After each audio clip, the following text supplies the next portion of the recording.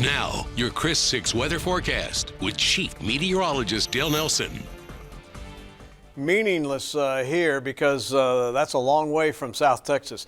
But take a look at this. You never know what goes on at your house when you're at work at Chris 6. Well, this is what was going on at my house today.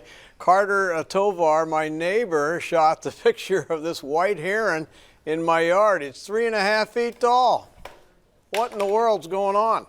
I'll tell you what, thank you very much, Carter, for being on the ball there. That's nice that we can share that with everybody. Beautiful.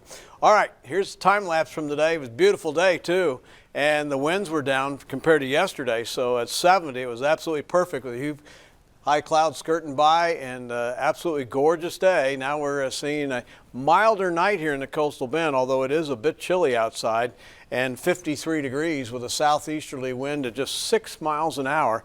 And because the wind is off the water, although light, we will hover in the low 50s the remainder of the night. May drop down briefly to 49 somewhere in just prior to daybreak. But 68 closing in on 70 mid-morning with sunshine.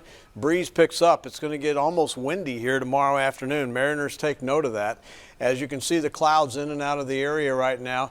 You'd think, well, all these clouds are out here, but there's a big ridge of high pressure, so as the clouds flow into the ridge, they get soaked up like a big sponge in the atmosphere. It soaks up the moisture, and they don't amount to anything, certainly not inducing any rainfall. There's our next front that'll be in here later in the week, and as that arrives, we will see again a cool down, but it's nothing we can't handle. Spring is really almost here in South Texas with high pressure dominating across the region, though it's blocking any rainfall opportunity. And watch what happens over time.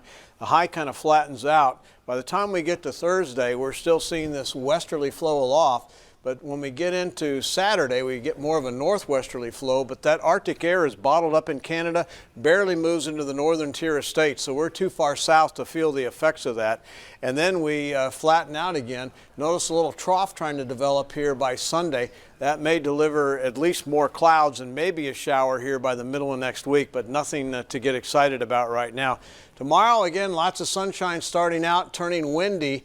So we'll still see the sun in spite of the winds increasing, but there'll be some clouds around too. Then 80s as the winds relax here on Thursday. Here comes the front. Unfortunately, only clouds, maybe a sprinkle with the front here early Friday morning. Cooler air to follow. The winds look like this across the region. Light out of the southeast in the morning. By afternoon, it gets breezy to windy across the region with gusts near 30 miles an hour.